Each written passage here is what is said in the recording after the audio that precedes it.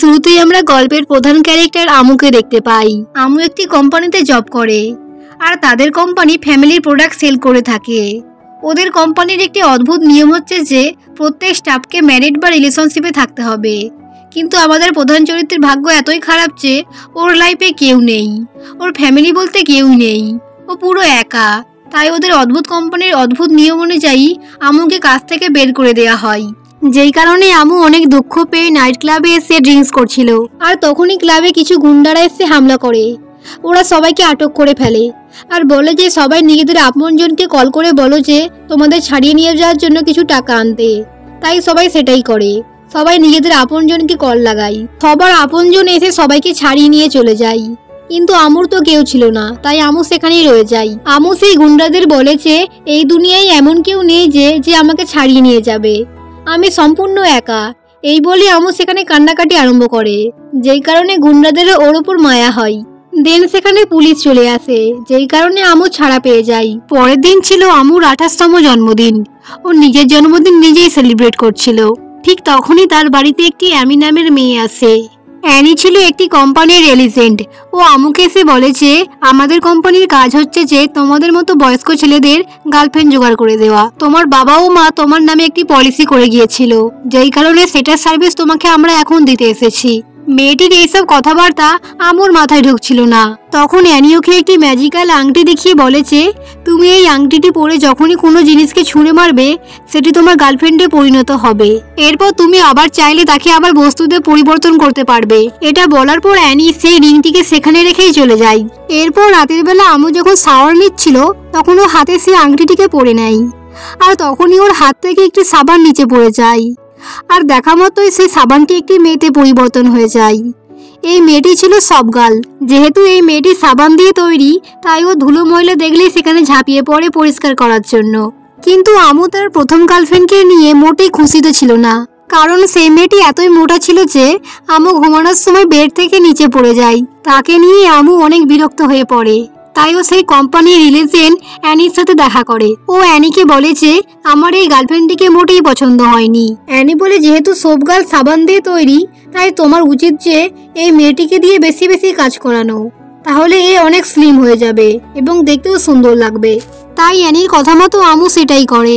নিজের গায়ে খাবার ফেলে দেয়, কখনো মাঠে গিয়ে ধুলো ময়লা মেখে আসে, যেই কারণে সেই মেয়েটি পুরো দিন আমুকে পরিষ্কার করতে থাকে। আর এভাবে সেই মেয়েটি সত্যিকারেরই স্লিম হয়ে যায়। তাকে দেখে আমু তো অনেক হ্যাপি হয়ে যায়। এরপর থেকে আমু সাবান মাখা বন্ধই করে দেয়। ও ধুলো ময়লা এবং খাবারের কাছ থেকে অনেক দূরে থাকতো, যাতে মেয়েটি আরো বেশি স্লিম না হয়ে যায়। তাই আমু শাওয়ার নেওয়ার জন্য বাইরে থেকে শাওয়ার জেল ও বডি ওয়াশ কিনে আনে। যেসব কিছু দেখে সেই মেয়েটি তো অনেক রেগে যায়। ও আমুকে বলে যে তুমি আমাকে আর ভালোই বাসো না, যেই কারণে তুমি এসব কিছু কিনে এনেছো। এটা বলার পর সেই মেয়েটি প্রচন্ড রাগে বাড়ি থেকে বেরিয়ে যায়। বাইরে প্রচুর বৃষ্টি হচ্ছিল। আমু বাইরে আসতে ওকে অনেক বোঝানোর চেষ্টা করে। যেহেতু মেয়েটি ছিল সাবানের তৈরি, তাই প্রচন্ড বৃষ্টিতে এসে গলতে আরম্ভ করে। আমু তার টি শার্ট খুলে তাকে প্রোটেক্ট করতেই যাচ্ছিল, কিন্তু তার আগে সেই মেয়েটি গলে যায়, যেই কারণে আমু অনেক স্যাড হয়ে যায়।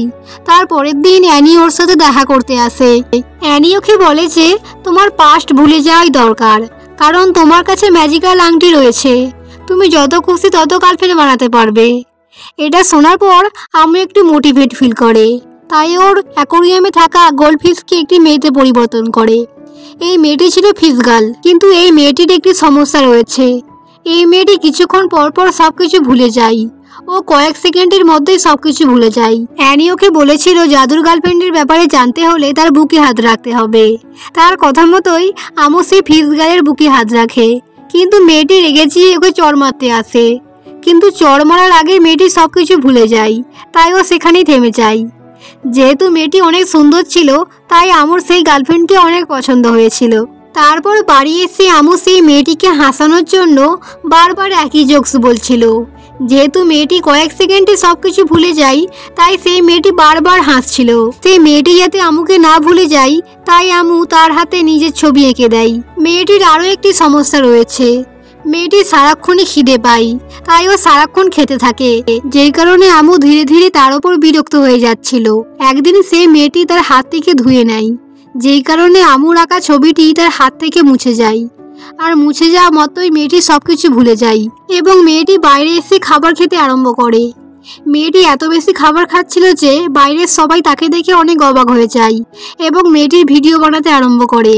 তখনই আমু এসে সেখান থেকে তাকে নিয়ে যায়। ও বাড়িতে এসে সেই মেয়েটিকে তাদের ভিডিও ক্লিপ দেখায়, যা দেখে মেয়েটির সবকিছু মনে পড়ে যায়। মেয়েটি বুঝতে পারে যে আমু তাকে সত্যি অনেক ভালোবাসে।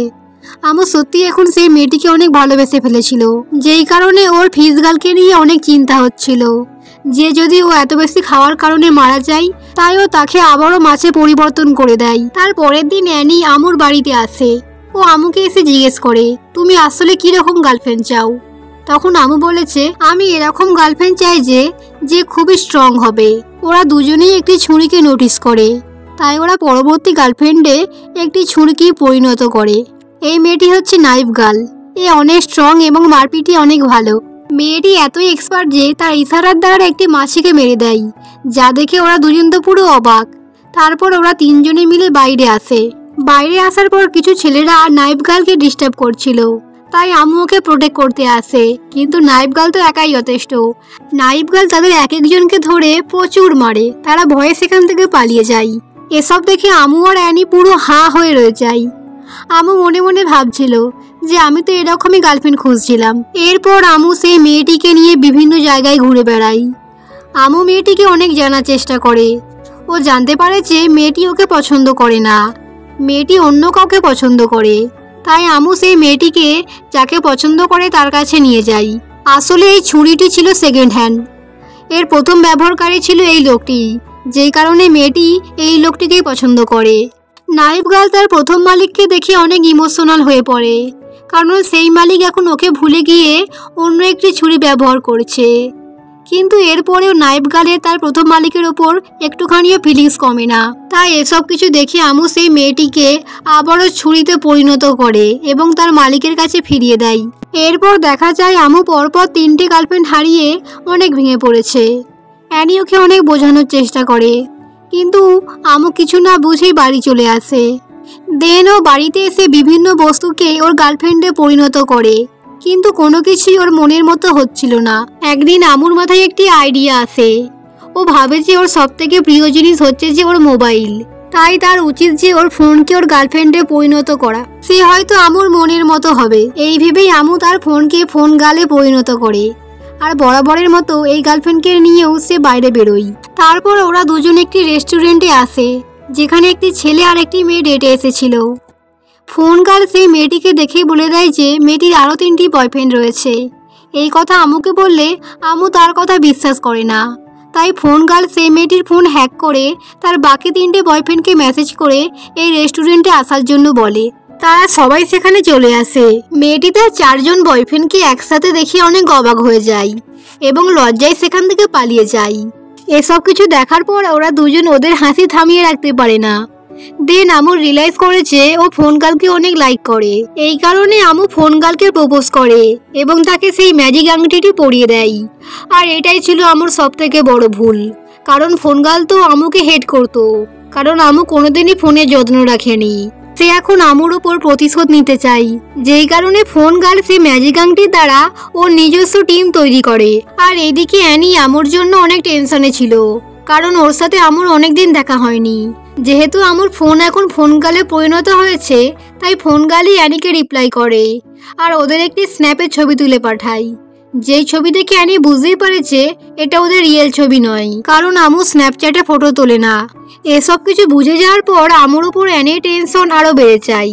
এইদিকে দেখি ফোন গার্ল আমুর উপর প্রতিশোধ নেওয়ার জন্য ওকে একটি পুরোনো ফ্যাক্টরিতে নিয়ে আসে। আর অ্যানিও আমুকে বাঁচানোর জন্য ওদের ফলো করতে করতে সেখানে চলে আসে। অ্যানি বুঝতে পারে যে ও এখন আমুকে পছন্দ করতে শুরু করেছে, তাই ও আমুর সাথে লুকিয়ে দেখা করে সেখানে। আর যখন ও আমুকে ওর ফিলিং কনফেস করছিল, তখনই সেখানে ফোন গার্ল চলে আসে। ফোন গার্ল একটি জিনিসকে ফাইটার মেয়ে হিসাবে তৈরি করে। আর তখন দেখা যায় যে অ্যানির কাছেও একটি ম্যাজিক্যাল রিং রয়েছে। ওই আংটির দ্বারা একটি ফাইটার ছেলে তৈরি করে। আর এই ফাইটার ছেলেটি সেই ফাইটার মেয়েটিকে খুব সহজেই হারিয়ে দেয়। ফোন গার্ল লক্ষ্য করে যে তার ব্যাটারি এখন লো হয়ে গিয়েছে, আর এই বিষয়টা আমুও বুঝতে পারে। তাই আমু দৌড়ে গিয়ে চার্জারটা খুলে নেয়, যেই কারণে ফোন গার্ল ফোনে রূপান্তরিত হয়ে যায়। আর এইসব কিছু ঘটে যাওয়ার পর অ্যানি তার ফিলিংস আম্মুকে কনফেস করে। আম্মু বুঝতে পারে যে তার এরকমই একটা মেয়ের প্রয়োজন, যে তার খারাপ ও ভালো দুটো সময় ওর পাশে থাকবে। আর এই হ্যাপি এন্ডিংয়ের সাথে এই ড্রামাটি এখানে শেষ হয়ে যায়। So bye bye guys, thanks for watching. ভালো লাগলে চ্যানেলটিকে সাবস্ক্রাইব এবং ভিডিওটিকে লাইক করে দেবেন।